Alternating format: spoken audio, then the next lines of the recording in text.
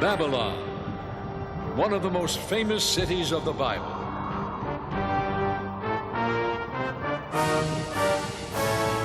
Babylon, an empire that dominated the ancient world as a center of trade, military power, culture, and religion.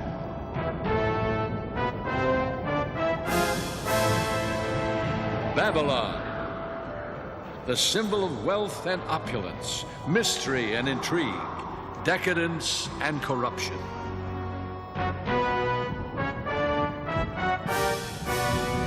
Babylon, the imperial city of Hammurabi and of Nebuchadnezzar, its greatest king. But at its peak, Babylon fell suddenly, in a single night, by the decree of God Himself.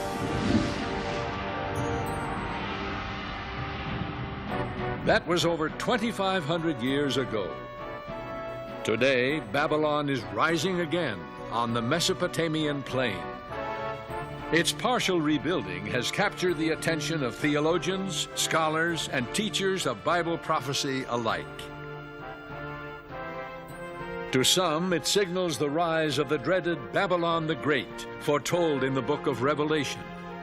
What relevance does it hold for us today? And why does the legacy of Babylon continue to fascinate us? Join us as we explore Babylon, past, present, and future.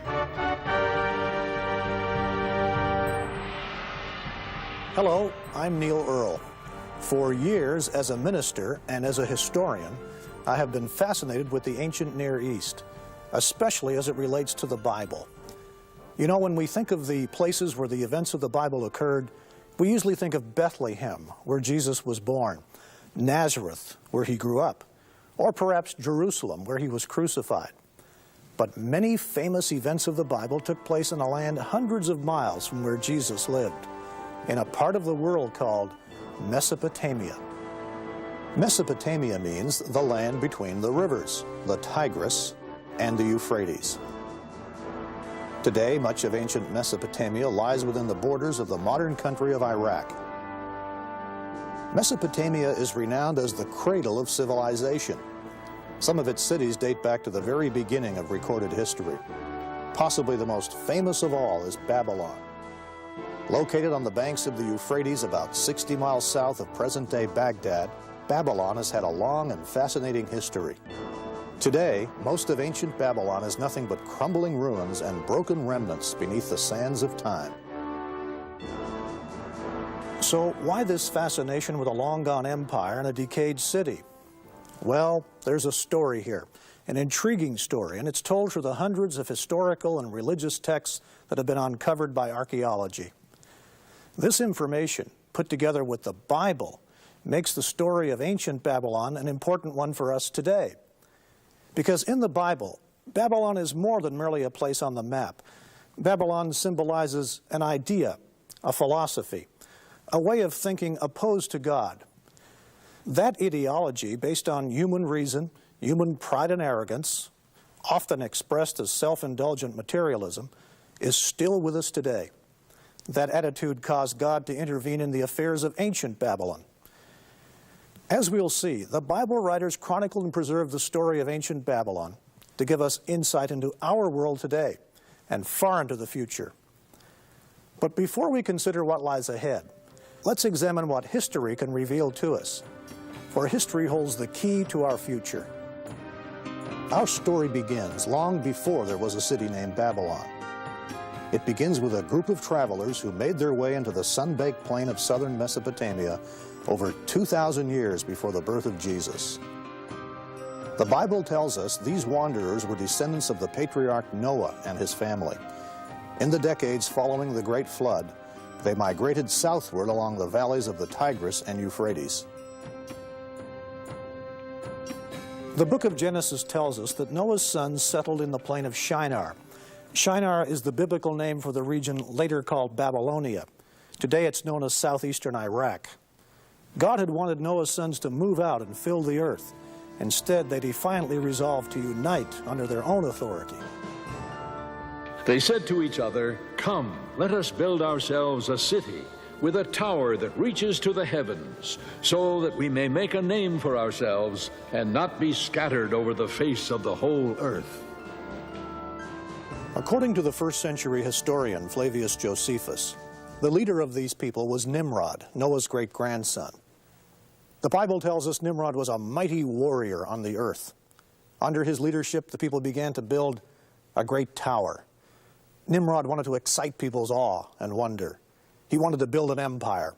He wanted to hold people together under his authority. The Tower of Babel, I think, illustrates that purpose perfectly, because that's exactly what they attempt to do there. They attempt to be creators. Because when you stop and think of it, Genesis presents creation in terms of being in the form and nature of God. And so we become little creators. And especially in roles of power, they felt that they become creators. And so if you create something and feel that it is so superior, then in a sense you can almost see yourself as being a person of destiny, even somewhat divine, as the ancient rulers often thought of themselves. To build a tower that would reach to the heavens. Doesn't this sound familiar? It's humanity's age-old attempt to try to reach the spiritual through the physical. Artists have offered their impression of what this tower, the famous Tower of Babel, may have looked like. Some of them quite fanciful. More than likely, it was a simple terraced mound of brick and earth, not unlike the later temple towers known as ziggurats. Ziggurats are square at the base, with sloping step sides leading upward to a shrine at the top. The plain of Shinar is flat. A building just 100 or so feet high can be seen for miles around. The medieval Tower of Samarra, for example, located north of Baghdad, is a spiral minaret about 150 feet high. Its prominence throughout the region serves as a convenient directional marker. In fact, some medieval travelers thought it was the Tower of Babel. The Bible tells us that God allowed the builders to work on the tower for a while. Then he intervened. The Lord came down to see the city and the tower that the men were building. The Lord said, "If as one people speaking the same language they have begun to do this, then nothing they plan to do will be impossible for them. Come, let us go down and confuse their language, so they will not understand each other." So the Lord scattered them from there over all the earth, and they stopped building the city. That is why it was called Babel, because there the Lord confused the language of the whole world. In a sudden act, God confused the language of the people. A babel of voices arose on the scaffoldings. Suddenly the foremen and architects could no longer communicate with the workers. Panic reigned. The building of the city and its great tower came to an abrupt halt. In the Akkadian language, the site of the uncompleted city was known as the Gate of God. But the Hebrews named it Babel, based on the Hebrew word meaning to confuse. Babylon is merely the Greek mode of spelling the Hebrew Babel. Either way, Babylon and Babel are one and the same. And Babylonia referred to the region centered around the city. The story of the Tower of Babel was designed to teach an important lesson. God's tolerance of human pride and rebellion has its limits. And very early we see Babylon becoming a symbol of opposition to God. In fact, human pride is a consistent theme whenever the Bible mentions Babylon. The grandiose dreams of the builders of the Tower of Babel makes an important historical benchmark. It gives us our first glimpse into a civilization organized against God. The Tower of Babel was God's first intervention in the history of Babylon. It wouldn't be the last. Over 2 centuries passed. Then we find Babylon re-emerging on the world scene, this time under the Amorites. They founded a dynasty there around 2000 BC. Historians call this the Old Babylonian Empire. The most famous king of this empire was a ruler named Hammurabi. Hammurabi is perhaps best known for his set of laws that have been preserved to this day. The famous Code of Hammurabi, one of the first structured systems of law in history. The laws are inscribed on a polished black diorite stela, or pillar, over 7 feet high. It's topped by a bas-relief showing Hammurabi standing before the sun god Shamash, god of justice.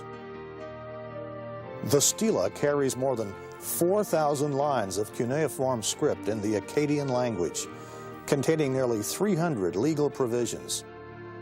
They cover business, crime, family disputes, agricultural interest, and other matters. Though the code invoked some harsh punishments, it did bring law and order to a land where crime and disorder had long held sway. Punishment was swift and certain. Under Hammurabi, Babylon achieved military supremacy in Mesopotamia. He built an empire of unequal power. It stretched from the Persian Gulf to the upper reaches of the Tigris River.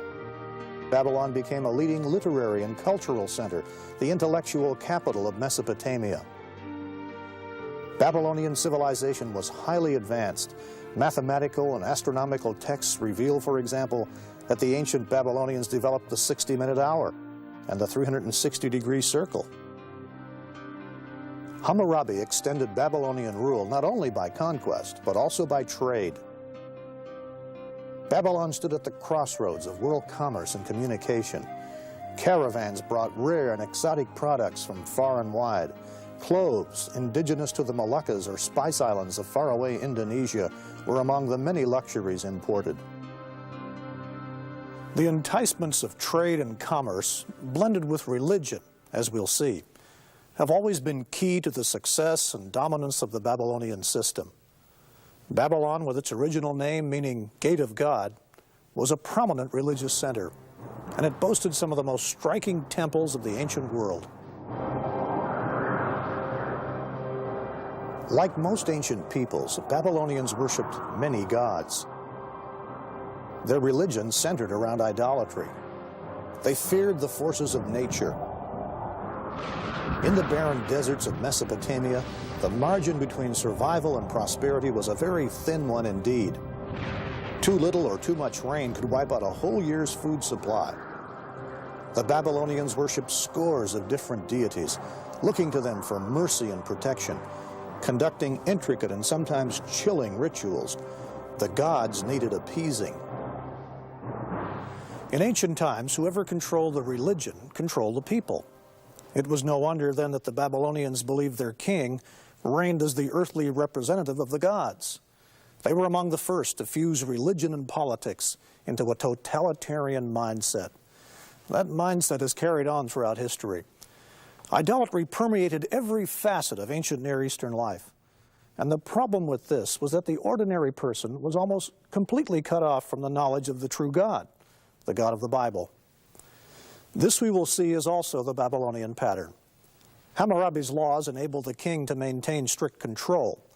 After all, Babylon was built on slave labor, and that state required complete subordination of the individual to its power and its gods. The ancient monarchs were totalitarian. While they ruled, they had almost absolute authority because they were the legislature, the judicial, and the executive branch all tied up in one. Practically, historically, every king has, in a sense, set themselves up as little gods. There are very few rulers who recognize God in terms of a power greater than they are. Oh, they may use the language, but they see themselves as above the law, as the key interpreters of the law. So I always say there are just very few rulers that you could say did not see themselves as little gods. Hammurabi forged one of the greatest empires of the ancient Near East. He laid the basis of a civilization that would endure for more than 1,000 years after his death. But it was a civilization based on power, prestige, the pursuit of wealth, and with little knowledge of the Creator God. Even Hammurabi's dynasty could not last forever. After a reign of more than 40 years, barbaric tribesmen from the mountains in the east moved in to raid and weaken Babylonia. A long, drawn-out time of trouble began. Around 1600 years before Christ, Babylon was sacked and burned by another people mentioned in the Bible, the Hittites. The Hittites carried off Babylonian wealth and prisoners to far-off Anatolia, our modern Turkey. Later, the Assyrians, well known to readers of the Old Testament, conquered Babylon. Centuries of political chaos would prevail before Babylon would rise again as an independent city. The first great age of Babylon had ended. Ancient Assyria was one of Babylon's powerful rivals. This massive human-headed winged bull is striking testimony to the power of Assyria. The Assyrian Empire was a huge military machine, widely regarded as one of the most brutal and oppressive kingdoms in history. In 689 BC, Assyria's hammer blows inflicted the worst humiliation yet upon Babylon. In an attempt to throttle a Babylonian resurgence, the Assyrian hordes under King Sennacherib pillaged and burnt Babylon.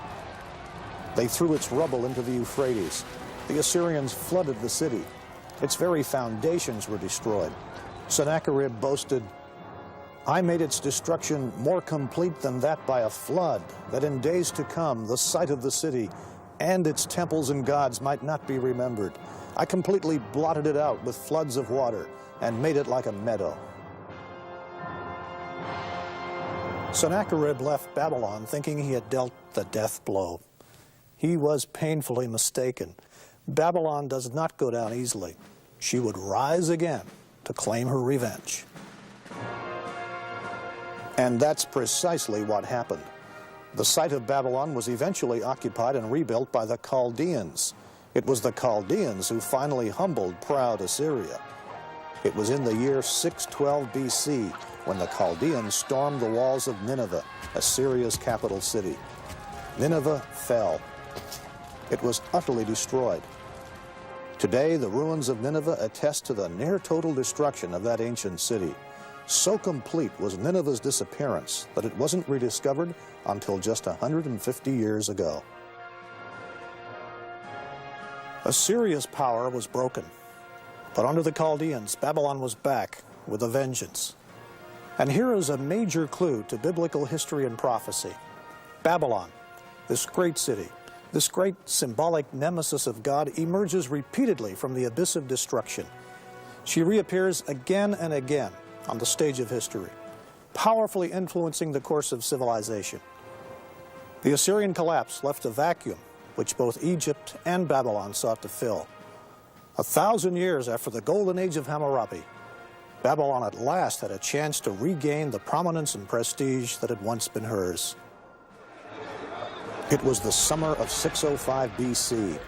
Well-armed Babylonian forces struck a sudden and decisive blow against the Egyptians. Their forces met at Carchemish in northern Syria. The battle cost Egypt its control of the Middle East. Now, almost a millennium after Hammurabi, Babylon once again held undisputed power in the ancient Near East. Yes, Babylon was back. But could a resurgent, rebuilt Babylon avert the fate that had already overtaken Nimrod's city and Hammurabi's empire? Time would tell. Babylon, past, present, and future.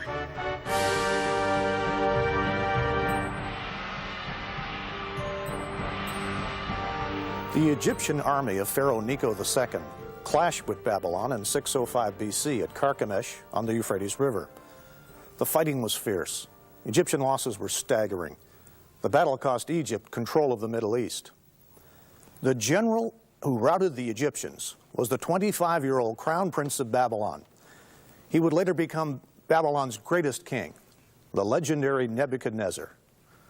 Babylon would achieve its greatest glory under this powerful ruler. Nimrod, Hammurabi, and now Nebuchadnezzar. The Old Testament rings with the terror of his name. Under his rulership, Babylon became the most powerful metropolis of its time. envied, feared by friend and foe alike. Nebuchadnezzar the king, from what we can tell, is a composite of various aspects of human beings. He's powerful and ruthless when he needs to be. He also, though, is a human being that has his doubts, his questions. He can't answer all the questions, so he tries to pull around him those that at least can answer some of those questions. And if they don't answer them very well, he eliminates them. And that would be true of many of those Oriental despots. And Nebuchadnezzar's like that. He's also a builder. You know, he wants his name carried on, so he builds Babylon, but he also builds outside of Babylon. Again, he rebuilds temples. He does all these kinds of things in an effort to please the gods, because he's not always sure what the gods are going to do. Even though he might rule human beings, he can't rule everything. And so you see this composite in one individual. Now, we can't delve into his mind. We can only see what he attempted to do and create and try to figure out what motivates this character. It was Nebuchadnezzar who conquered Jerusalem in 605 BC. During his reign, the kingdom of Judah was reduced to a vassal state. 5 years later, against the advice of the prophet Jeremiah, the Jews rebelled against Babylon. Nebuchadnezzar retaliated 2 years after that by laying siege to Jerusalem, the holy city of the Jews. Jerusalem fell in 597 BC. At that time, Nebuchadnezzar took the Judean monarch, young King Jehoiachin, back to Babylon. He then set up a puppet king, Zedekiah, on the throne of Judah.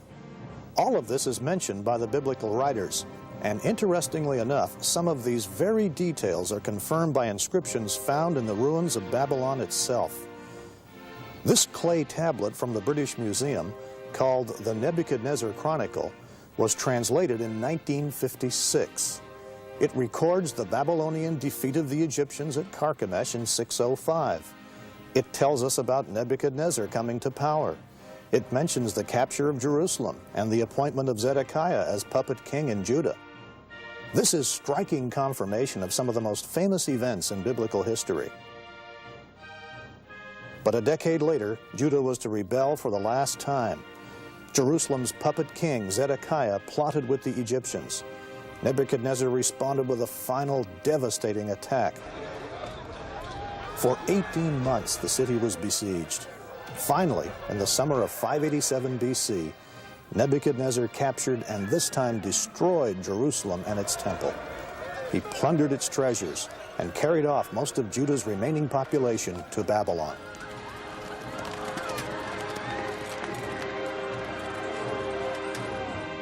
The kingdom of Judah ceased to exist.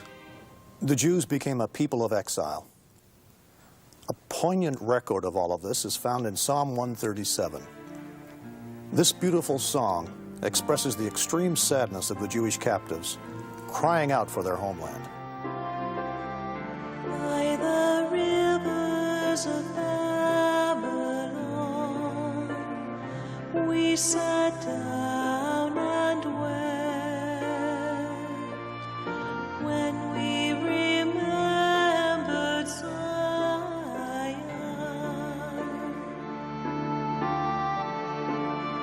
If I forget you, O Jerusalem, may my right hand forget its king. May my tongue cling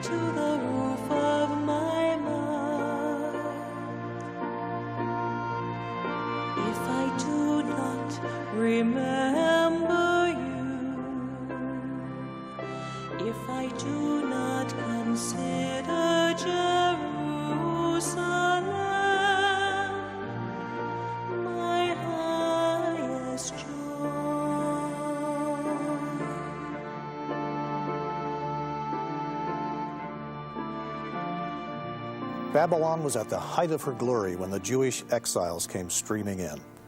At their first sight of Babylon, the captives must have been dazzled. According to Greek historians, Babylon surpassed in splendor all the cities of the known world. Visitors came from many lands to view Babylon's wonders. Nebuchadnezzar was a great builder as well as a great general. Like Ramses II in Egypt, like Solomon in Israel. Nebuchadnezzar's Babylon was a city of magnificent palaces, temples, parks, and gardens. The sheer size and scale of the city was overwhelming. Its population was estimated between 100,000 and 200,000. It was the largest city on earth. Our detailed knowledge about Nebuchadnezzar's Babylon is the result of the painstaking work of the German archaeologist Robert Koldewey. When he began his excavations in 1899, Koldewey's glowing reports were at first dismissed by his colleagues. But as his excavations began to uncover the Babylon of the Bible as a historical reality, his work became the talk of Europe. Just north of the city, Koldewey discovered piles of beautiful blue glazed bricks laying in the sand. The bricks had once decorated the walls flanking the city's processional way. Brick was the standard building material of the Babylonians. Koldewey sent the bricks back to Germany for identification and reassembly. The results were astounding.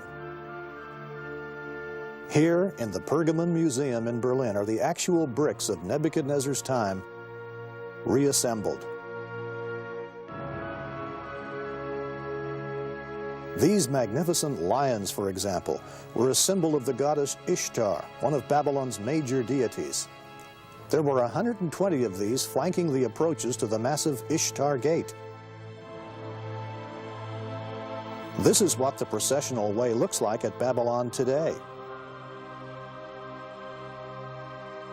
The paving stones are the very ones upon which Nebuchadnezzar himself walked. Its walls have been partially rebuilt by archaeologists, and though they lack the beautiful glazed brick lions that once adorned them, they still convey an idea of the magnificence of this famous boulevard. One man who was impressed by Koldewey's discoveries was the pioneer motion picture director D.W. Griffith. In 1916, Griffith produced Intolerance, an historical film based on the theme of man's inhumanity to man. The centerpiece of Griffith's movie was a spectacular reenactment of life in Babylon, climaxed by the city's fall.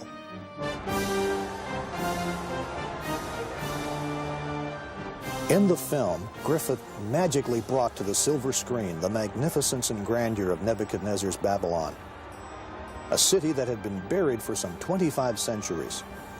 When we use the phrase pagan splendor, it could have been coined for ancient Babylon. Griffith showed a Babylon of great architectural wonders. A Babylon teeming with life and vitality, its streets crowded with merchants, fortune tellers, strolling musicians, moneylenders, soldiers, prostitutes, government officials, bankers, and slaves. Griffith offered the public its first glimpse of the power and magnificence of Babylon in its heyday, and Babylon's incredible greed and sensuality.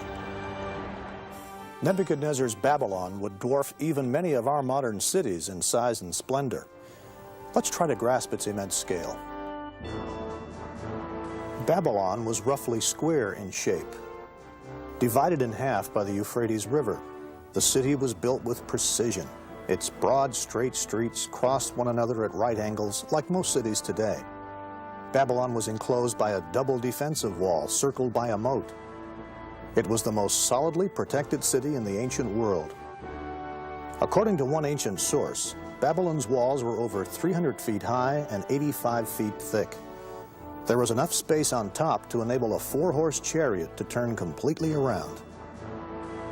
The Babylonians felt that their walls were impossible to scale or breach. Defensive towers were positioned at regular intervals.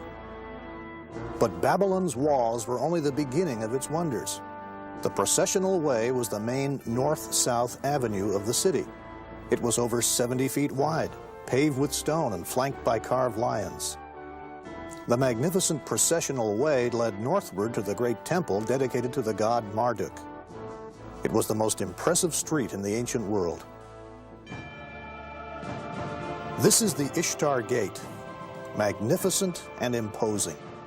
This was one of 8 fortified gates of the ancient city. They named it after Ishtar, the popular goddess of love. As with the glazed bricks from the processional way, German archaeologists also shipped these vividly colored bricks back here to the Pergamon and reassembled this magnificent gate.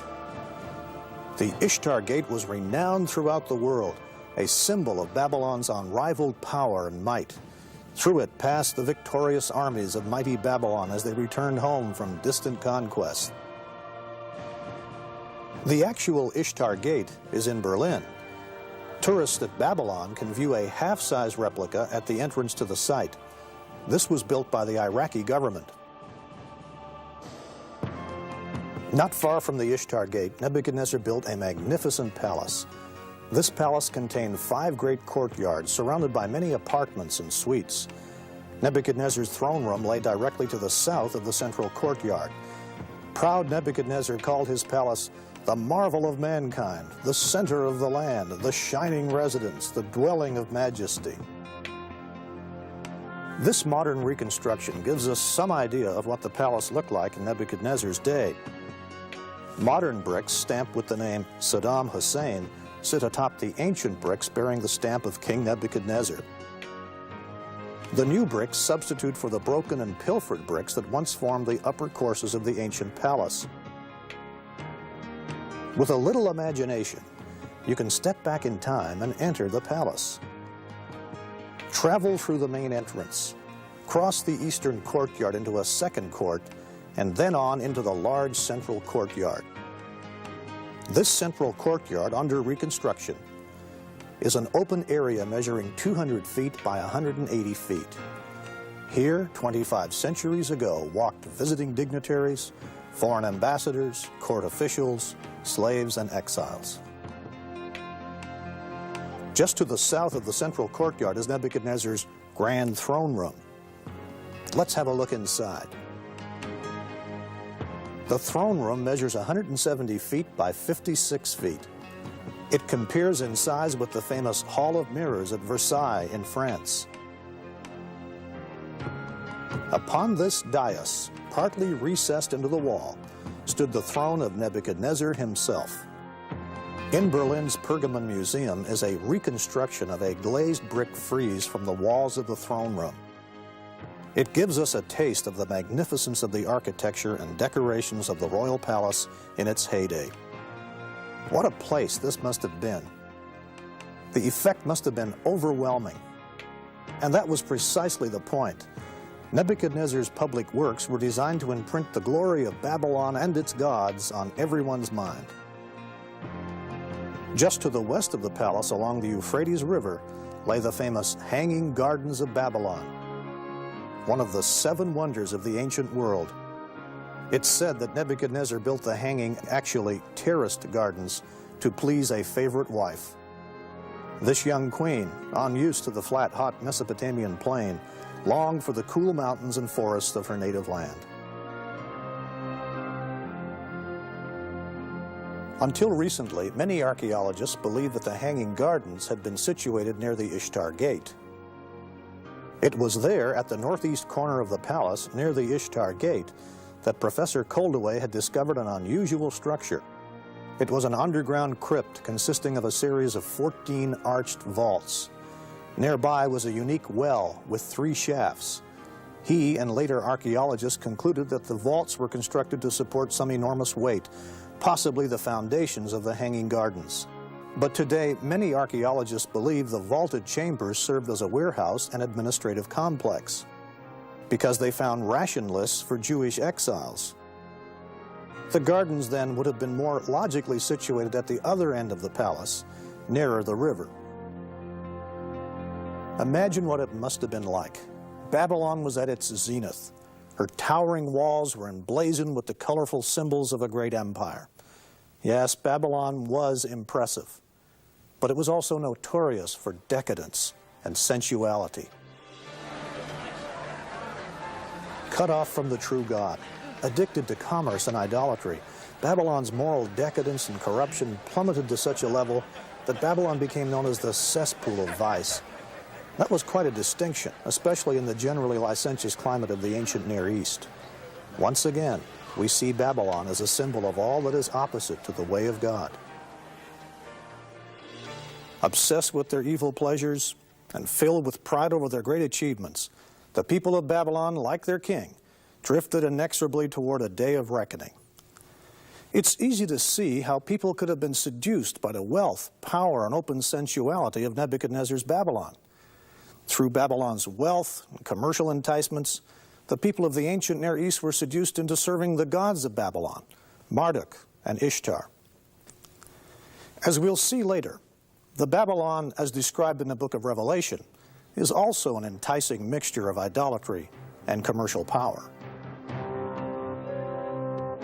Another dominant landmark of Nebuchadnezzar's Babylon was a massive seven-stage tower, or ziggurat. This great edifice was reputedly built on the site of Nimrod's original Tower of Babel. The ziggurat was located about half a mile south of the royal palace. Standing nearly 300 feet tall, it was about the same height as the Statue of Liberty in New York Harbor. The Babylonians call it Atemen Anki, the house that is the foundation of heaven and earth. It was topped by a temple covered with blue glazed bricks. Nebuchadnezzar boasted, "I raised the summit of the Tower of Stages so that its top rivaled the heavens." The attitude of Nimrod was alive and well. Nothing is left of the ziggurat today. Only the crumbling brickwork of its base remains.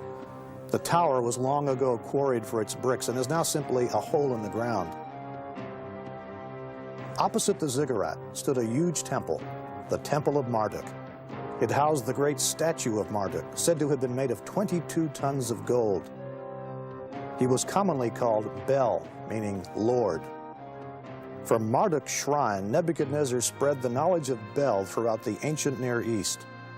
This is one reason the prophet Jeremiah singles out Marduk in a prophecy predicting Babylon's downfall. Babylon will be captured.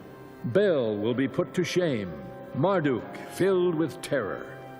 Her images will be put to shame and her idols filled with terror. A nation from the north will attack her and lay waste her land. No one will live in it. Both men and animals will flee away. Yes, Babylon looked impregnable. Its power and its wealth dominated the ancient Near East, but so did its cruelty and its rank idolatry. As we saw at the Tower of Babel, God does not forever tolerate human pride and arrogance.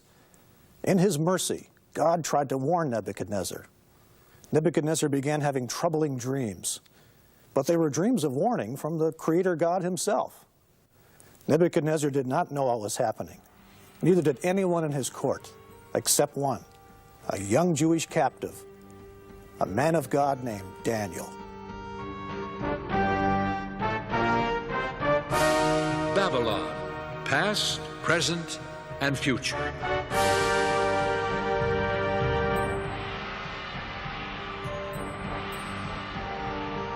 Nebuchadnezzar had built the greatest empire of the ancient Near East. As a general, he was unsurpassed. He was also a very shrewd ruler. When the king's armies had carried Daniel and other prominent citizens of Jerusalem back to Babylon, Daniel was placed in Nebuchadnezzar's own court. And ancient kings often chose foreigners to fill those key spots because they are not the threat to the throne that someone of their own ethnic or national identity would be. So you use a foreigner, like a Jew, because you use his ability, but at the same time, you're not threatened by that individual. Among this select group were Daniel and his three companions, Shadrach, Meshach, and Abednego. Although they were captives, they remained completely loyal to the true God, the God of Israel. Their experiences of standing up to materialism and idolatry are among the best-known stories of the Bible. When Daniel's three friends refused to worship a golden statue which Nebuchadnezzar had set up, the enraged king committed them to the famous fiery furnace. Then Nebuchadnezzar was furious with Shadrach, Meshach, and Abednego, and his attitude toward them changed. He ordered the furnace heated 7 times hotter than usual, and commanded some of the strongest soldiers in his army to tie up Shadrach, Meshach, and Abednego and throw them into the blazing furnace. So these men, wearing their robes, trousers, turbans, and other clothes, were bound and thrown into the blazing furnace. The king's command was so urgent and the furnace so hot that the flames of the fire killed the soldiers who took up Shadrach, Meshach, and Abednego, and these 3 men, firmly tied, fell into the blazing furnace. Then King Nebuchadnezzar leaped to his feet in amazement and asked his advisors, "Weren't there 3 men that we tied up and threw into the fire?" They replied, "Certainly, O king." He said, "Look, I see 4 men walking around in the fire, unbound and unharmed, and the 4th looks like a son of the gods." For once outflanked, the astonished Nebuchadnezzar called Shadrach, Meshach, and Abednego to his side. The fire had not harmed their bodies, nor did they smell of smoke. In an amazing turnabout, Nebuchadnezzar praised the God who had sent his angel to rescue them. He promoted them to high positions in his kingdom. The relationship between Daniel and Nebuchadnezzar was a strange one indeed. On one hand, there was Nebuchadnezzar, pagan ruler of the known world, whose dazzling accomplishments rested on military force and slave labor. On the other, a young Jewish captive brought from his homeland to Babylon, a servant of the one true God, yet loyal to his new king.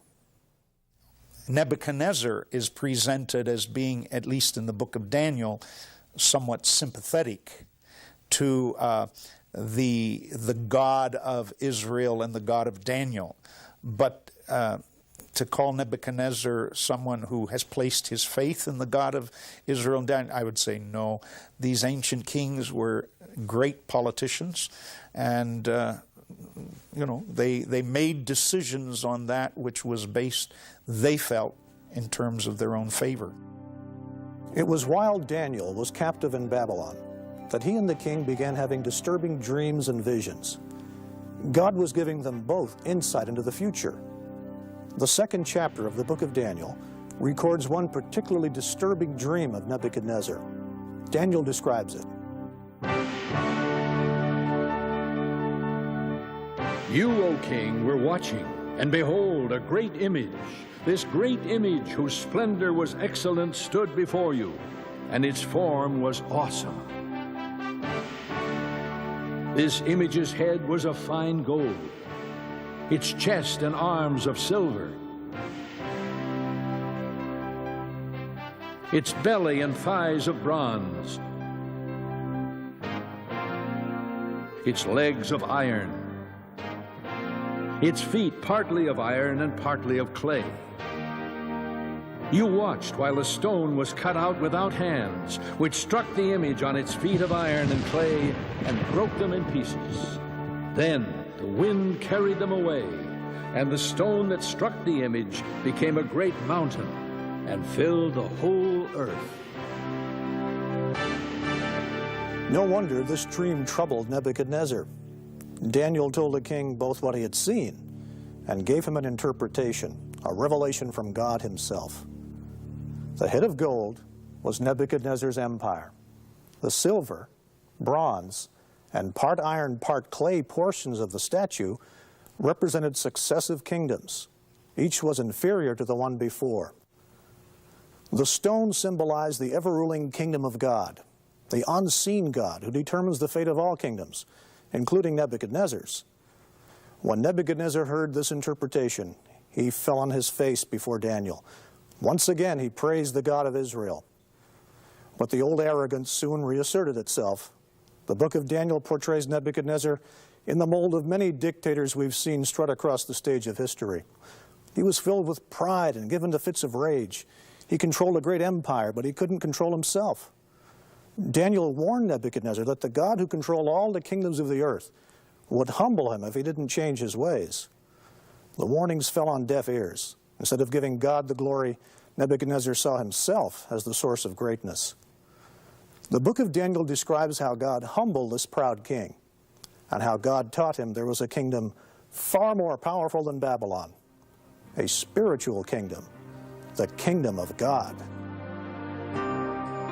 While walking one day on the roof of his palace, Nebuchadnezzar, at the height of his greatness, looked out over the city. He just couldn't help himself. He boasted, "Is not this the great Babylon that I have built for a royal dwelling by my mighty power and for the honor of my majesty?" While the word was still in the king's mouth, a voice fell from heaven. "King Nebuchadnezzar, to you it is spoken. The kingdom has departed from you." That very hour the word was fulfilled concerning Nebuchadnezzar. He was driven from men and ate grass like oxen. His body was wet with the dew of heaven, till his hair had grown like eagle feathers, and his nails like bird claws. He was given over to insanity. For 7 years, he behaved more like a wild beast than a human being. At the end of the 7 years, Nebuchadnezzar's mind was restored, but the experience had taught him a crucial lesson. It is perhaps the key lesson in the book of Daniel. God, not petty princelings, holds ultimate authority over this world. The Bible records Nebuchadnezzar's warning to those who would follow him in positions of power and authority. Whether in the cabinet room or the boardroom, it's advice that all of us would do well to heed. At the end of that time, I, Nebuchadnezzar, raised my eyes toward heaven, and my sanity was restored. Then I praised the Most High. I honored and glorified him who lives forever. His dominion is an eternal dominion. His kingdom endures from generation to generation. No one can hold back his hand or say to him, "What have you done?" Everything he does is right, and all his ways are just. And those who walk in pride, he is able to humble. But if Nebuchadnezzar had learned this important lesson, his descendants had not. After a 43-year reign, Nebuchadnezzar died in 562 BC. He was succeeded by 4 kings within a period of 7 years, each successor weaker than the one before. The last king of Babylon was Nabonidus, or Nabonidus. He seized the throne in 555 BC. His son and crown prince was Belshazzar, the one the Bible calls Belshazzar. For reasons not fully clear, the scholarly and eccentric Nabonidus spent the last 10 years of his reign at the distant oasis of Tema in Arabia. He was studying history and religion. While Nabonidus was away, his son Belshazzar ruled in Babylon. Now comes a fascinating piece of Bible detective work. For centuries, Belshazzar's name was found nowhere outside the book of Daniel. Historians named Nabonidus as Babylon's final king, but no Belshazzar. No wonder some skeptics rejected Daniel's statements about Belshazzar, labeling them fiction or one of the Bible's historical mistakes. But in 1854, several small clay cylinders came to light. They were found here, at Ur of Mesopotamia. They were inscribed with accounts of the rebuilding of this ziggurat by King Nabonidus. The inscriptions concluded with prayers for the health of Nabonidus and for his eldest son, the crown prince, Belshazzar. "And as for me, Nabonidus, the king of Babylon, protect thou me from sinning against thine exalted Godhead, and grant thou me graciously a long life. And in the heart of Belshazzar, my firstborn son, set the fear of thine exalted Godhead." This archaeological find is important for the story of Daniel, because the inscription sheds light on Belshazzar's command in the 5th chapter of Daniel in verse 29. This is where Belshazzar proclaimed Daniel the 3rd highest ruler in the kingdom. Nabonidus was first, Belshazzar was second, and Daniel the 3rd. This is a striking example of the Bible's often minute accuracy. It was during Belshazzar's reign that God gave his prophet Daniel another important vision. Once again, he saw a prophetic overview Daniel saw a succession of empires that would control the ancient Near East from his day forward. 4 great beasts came up from the sea, each different from the other. The first was like a lion and had eagle's wings. And suddenly another beast, a second, like a bear. It was raised up on one side and had 3 ribs in its mouth between its teeth. After this I looked, and there was another like a leopard, which had on its back 4 wings of a bird. The beast also had 4 heads. After this I saw in the night visions, and behold, a 4th beast, dreadful and terrible, exceedingly strong. It had huge iron teeth. It was different from all the beasts that were before it, and it had 10 horns. To those of us living at the end of the 20th century, depictions of strange-looking beasts seem curious and bizarre. But to ancient people, composite beast-like creatures were far more familiar. This raises an important point in understanding prophecy. Some Bible interpreters make the mistake of trying to explain biblical symbolism without reference to a book's historical background. Elaborate speculations soon follow. To avoid this trap, it is vital to determine the meaning of a book or a text in its original setting. The key question is, what did this mean to the people who first heard it? This is a sound principle of good Bible study. For the people of Daniel's time, composite animals had meaning. Living and working in Babylon, Daniel saw these depictions every day. Let's take the famous Dragon of Marduk, for example. It was a favorite decoration piece in the city, used by artists to ornament the Ishtar Gate. It's a hybrid or composite beast. It has the front legs of a cat. The hind legs have claws like a bird of prey. Its head has the double horns of the Arabian horned viper, and its tail ends in a scorpion sting. These strange mystical beasts had important religious significance for the ancient Babylonians. So when Daniel recorded the strange animals of his vision in chapter 7, he realized the vision was going to be significant for Babylon. An angel explained to Daniel that the 4 beasts were 4 empires that would dominate the ancient Near East. The winged lion symbolized Babylon itself. Interestingly, the Lion of Babylon is found to this day on the ancient site of the city.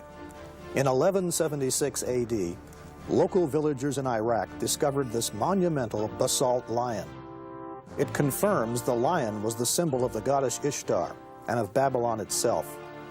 The lion stands over a fallen enemy, trampled beneath its paws. The lion's back has markings indicating that it was meant for Ishtar's saddle. A woman riding a beast? This would be a significant image later on in the book of Revelation. According to many commentators, the bear in the vision symbolized the Medes and the Persians. And sure enough, the Medo-Persian Empire replaced Babylon. The 4-headed leopard has 4 wings. It represented Alexander the Great and the 4 divisions of his empire after his death. The 4th beast has been identified by many Bible commentators as corresponding to the Roman Empire. The book of Daniel paints a vivid picture of the transition from Babylon, the Lion Kingdom, to the Bear Kingdom. It's one of the most famous scenes of the Bible. It was October 539 BC. Apparently during the New Year's festival, Belshazzar had planned a great feast. The king had invited 1,000 of the leading men of his empire for the celebrations.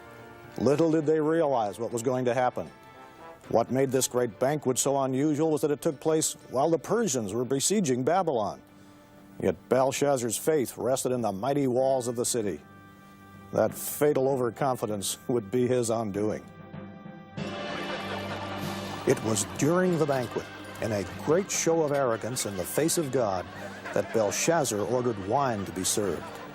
He then toasted the gods of Babylon. He did this with the very golden cups his grandfather Nebuchadnezzar had plundered from the temple in Jerusalem. Suddenly, a strange, terrifying event occurred, probably right here in the throne room of Belshazzar. A mysterious, disembodied hand appeared out of nowhere. It began to write great blazing letters on the king's wall. In the same hour, the fingers of a man's hand appeared and wrote opposite the lampstand on the plaster of the wall of the king's palace. And the king saw the part of the hand that wrote. Then the king's countenance changed, and his thoughts troubled him.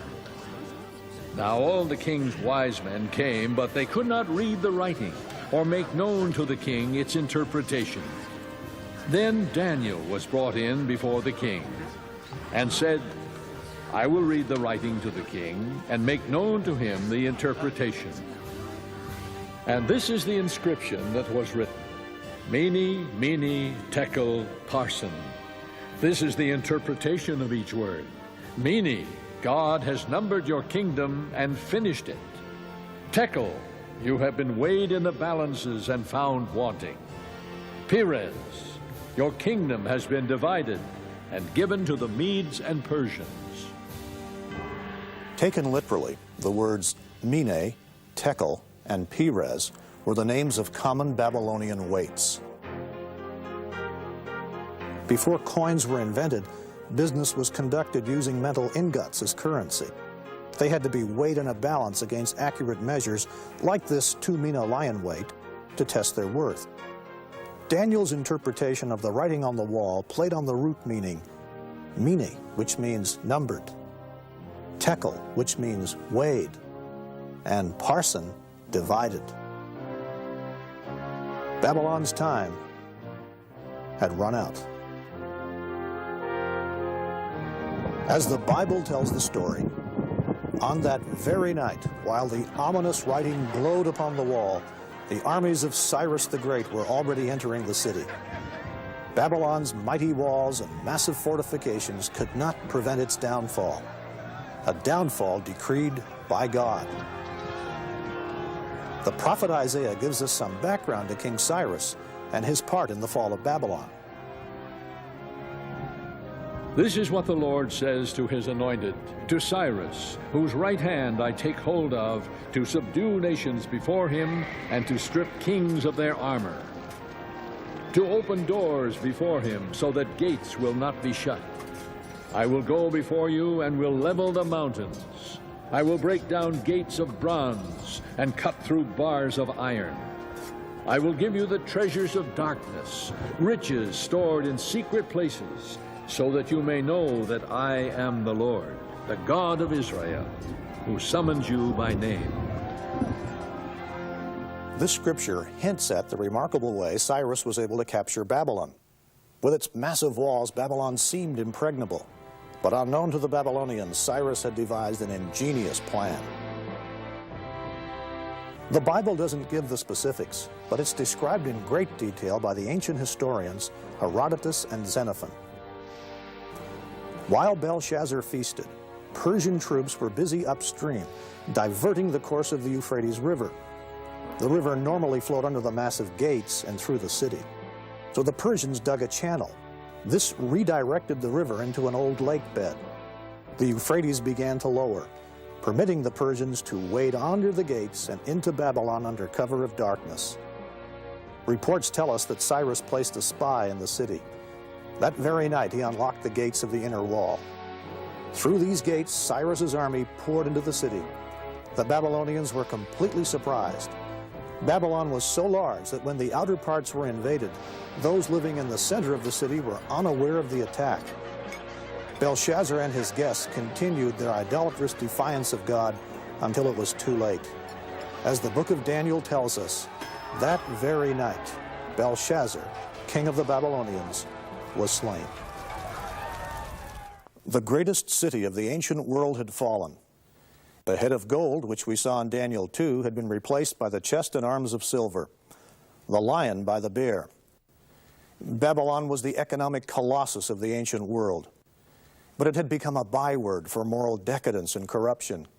Its leaders had become drunk with their own power. The fall of Babylon teaches a lesson we are only too prone to forget. God rules in history. It's a lesson for us today. Babylon was finished as a great power. Yet Babylon had fallen before. Would it? Could it rise again?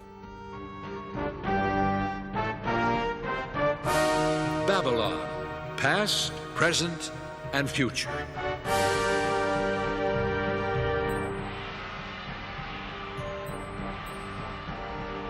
We have traced the rise and fall of Babylon from Nimrod to Belshazzar. Belshazzar was the last king of Babylon, but the city itself continued under the Persians. Then, a little over 200 years later, Alexander the Great, on his quest to conquer the world, defeated the Persians and captured Babylon. Alexander was bewitched by the idea of Babylon, the thought that the whole world could be unified under one civilization, one city, one man. But Alexander's dreams of world unity died with him in Babylon in 323 BC, in the very throne room of Nebuchadnezzar. In the years that followed, the city began its slow deterioration. By the time of Jesus, Babylon's palaces and temples had crumbled. Shifting sands had buried the parks and waterways. Even the Euphrates River had shifted course. A Roman emperor visited Babylon some 85 years after the death of Jesus and found nothing but mounds and stones and ruins. Today, the superpower of the ancient world lies desolate and forsaken. Its palaces, temples, parks and gardens, its broad streets and boulevards are dust and rubble. Cracked bricks bearing the name of Nebuchadnezzar are strewn by the thousands across the site. Only a small section of the once great city has been restored as an archaeological park, and even that only in part. Most of the vast metropolis remains a desolate wasteland, no longer the thriving city of its glory days. It lies unoccupied, abandoned, and forsaken. Babylon, the jewel of kingdoms, the glory of the Babylonians' pride, will be overthrown by God like Sodom and Gomorrah. She will never be inhabited or lived in through all generations.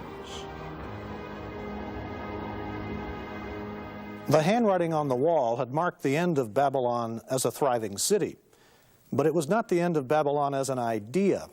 Even Alexander the Great was seduced by its legacy.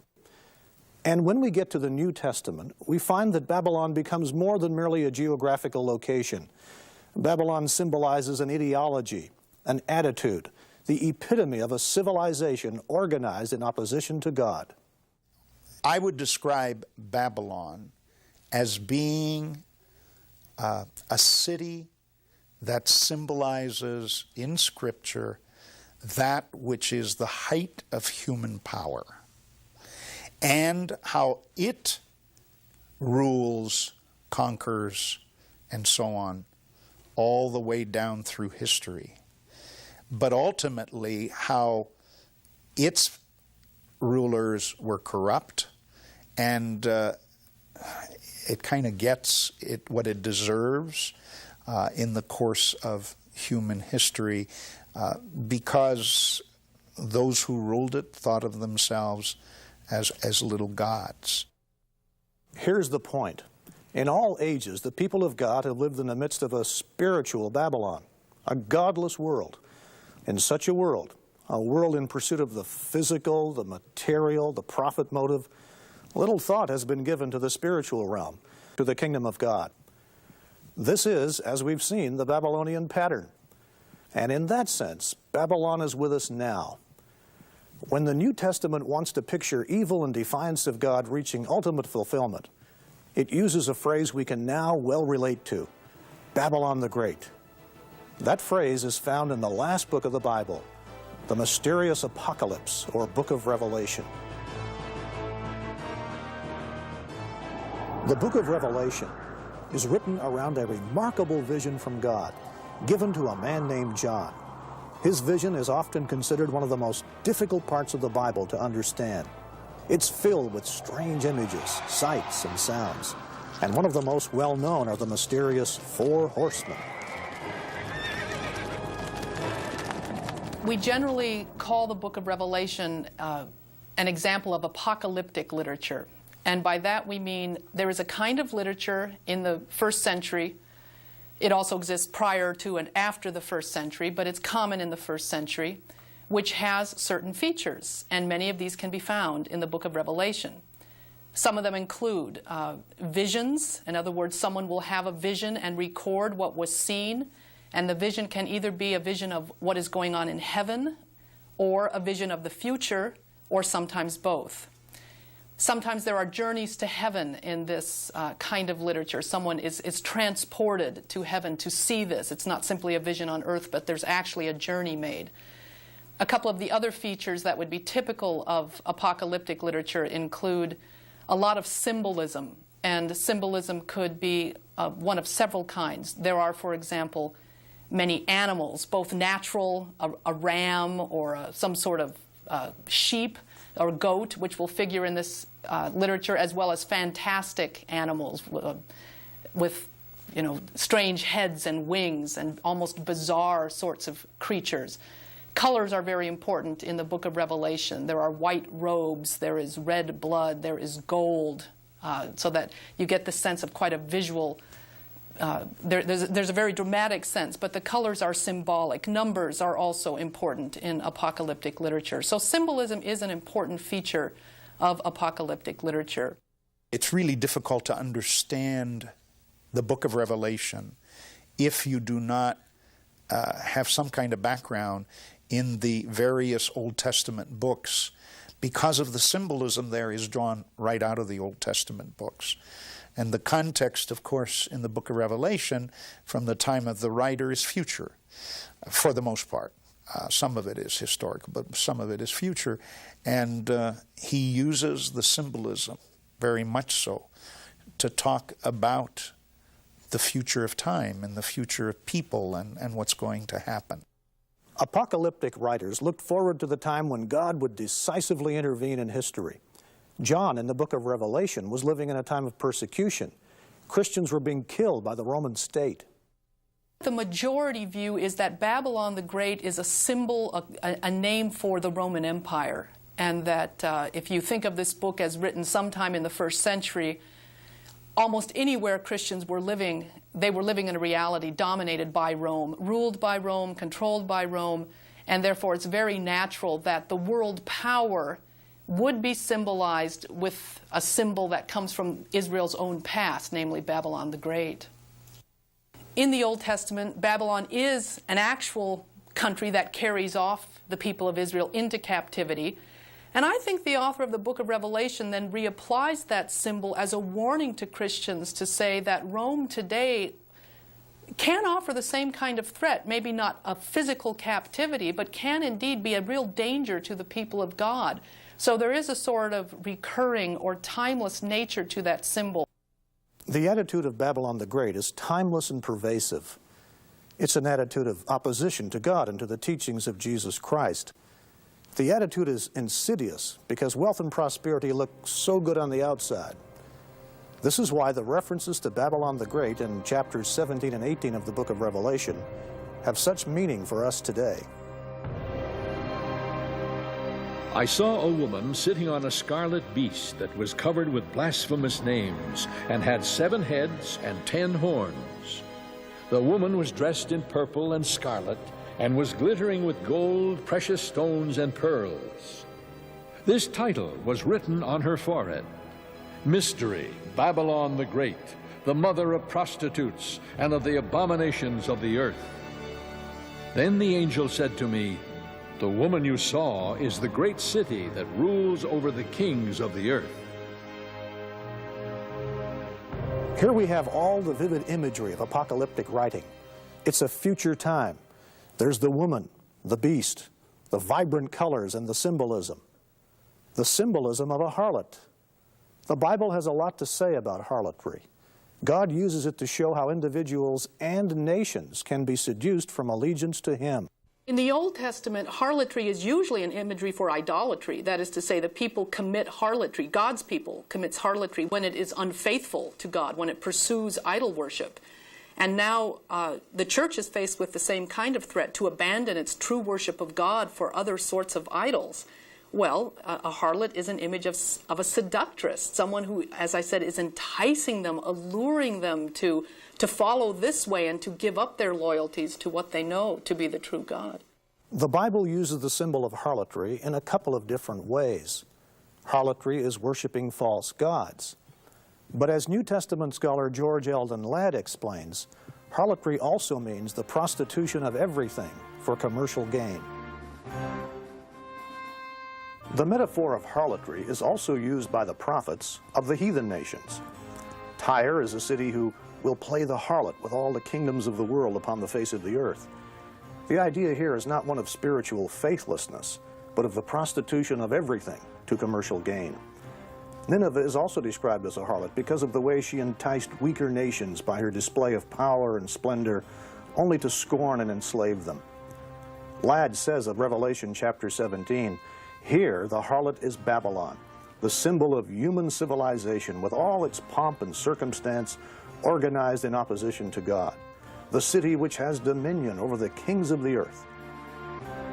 We've traced Babylon's appeal through the scriptures and through history, from the Tower of Babel to Nebuchadnezzar's city, and now to the book of Revelation, where Babylon the Great has reached immense power. I think John is trying to paint Babylon as alluring and enticing. And one of the ways you would do that is to show how wealthy and prosperous and satisfying this reality is. And it can lull Christians into a false sense of security. So he's warning them by showing the seductiveness of this particular vision of the world. In the book of Revelation, then, Babylon the Great becomes the code word for a monstrous anti-Christian world system, an economic colossus dedicated to accumulating power and wealth through world trade. This is Babylon's fatal attraction, commercial gain at any cost. For all the nations have drunk the maddening wine of her adulteries. The kings of the earth committed adultery with her, and the merchants of the earth grew rich from her excessive luxuries. Across the centuries, many have attempted to identify Babylon with specific nations, empires, or even churches. Every year, it seems, new candidates are nominated for the role of the symbolic figures in the book of Revelation. Babylon, the beast, the false prophet. But all interpretations have one thing in common. They've all been wrong. The history of interpreting the book of Revelation is quite interesting because almost every generation of Christians that reads it feels we are the direct addressees of that book. Babylon is this entity or this church or this empire. Time and time again, people have predicted the end of events, and then they've had to change their minds, revise, redo. Maybe we read that wrong, maybe we read that wrong, and this refrain is repeated over and over, not just in the 20th century, but the whole history of reading and interpreting this book shows we've been wrong time and time again. Now that ought to tell us that it's very dangerous to jump to conclusions about and to be dogmatic about who is Babylon, when do these events happen. The when question is probably not the most important question in the book of Revelation anyway. That God will triumph. That God will triumph through Jesus Christ. These are the central affirmations of that book. But when it happens and who fits what pictures strike me as almost leading us away from the central message of that book. So the book of Revelation describes the final culmination of the spirit of ancient Babylon, an anti-God attitude that is present today, present through history, and will reach its climax at the end of the age. But no matter what happens, God's final triumph over all things is assured. Chapter 18 of the book of Revelation celebrates in advance God's final victory over Babylon the Great. When the kings of the earth who committed adultery with her and shared her luxury see the smoke of her burning, they will weep and mourn over her.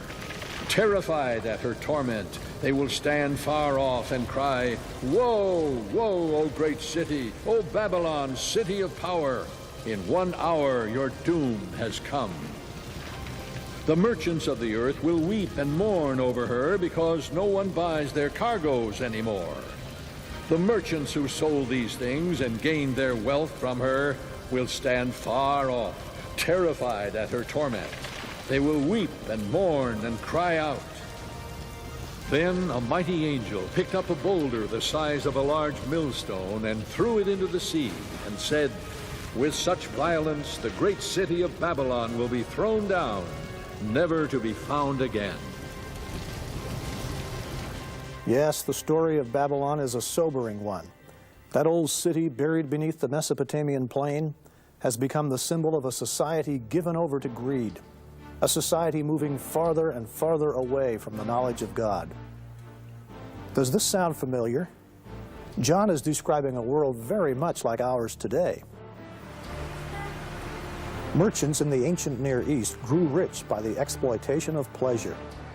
Many business people today are doing the same thing. Business deals and buyouts are often based on greed, money, and power. Many individuals take advantage of the system to enrich themselves while exploiting the young, the old, the uneducated, and the unfortunate. Christians are not immune to the seductions of this Babylonian system. We are warned against the deceitfulness of money, riches, power, and pleasure. We are to live instead according to the teachings of Jesus, and those teachings include service, giving, and sharing. That's why John warns us, "Come out of her, my people, that you share not in her sins, and receive not of her plagues." The New Testament is full of warnings against the dangers and the lure of materialism, that riches can lull us into a false sense of security. Jesus said, "You cannot serve two masters. No one can serve God and mammon."